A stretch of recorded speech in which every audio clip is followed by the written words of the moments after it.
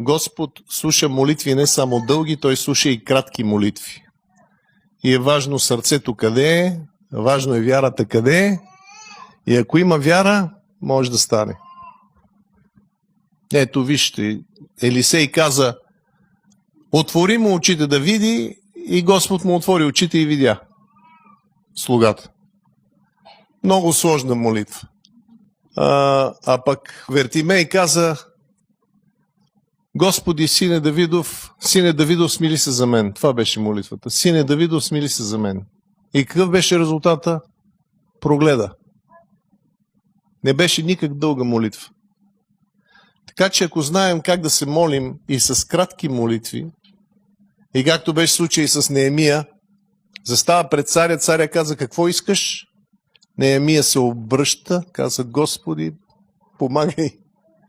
Обръща се и каза, това и царя го послуша. Да стоиш пред царя и да се молиш, представяш ли си? Защото може ти фръкне главата, докато се молиш. Обаче, той с вяра го направи. Така че ако Неемия може да се моли пред царя, и ние можем да се молим пред кмета.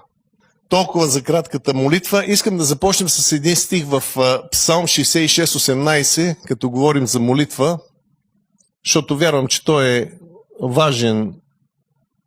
Има много условия, за да може Бог да чуе молитвата, но ако в сърцето си бях гледал благоприятно на неправда, Господ не би послушал.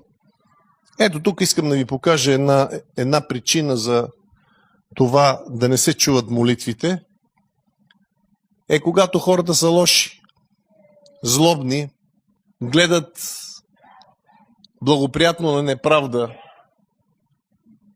вършат неправда, вършат зло и после каза Господ, че ме чуе.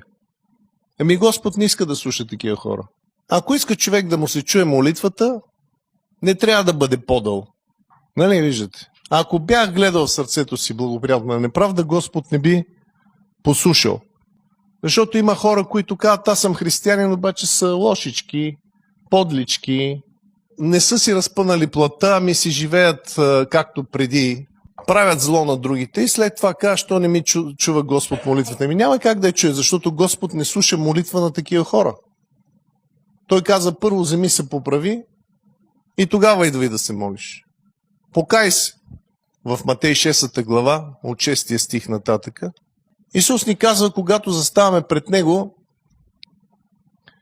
да влезнем във вътрешната си стаичка, т.е. молитвата да бъде повече в сърцето, отколкото да бъде отвън, защото знаете, че Господ гледа повече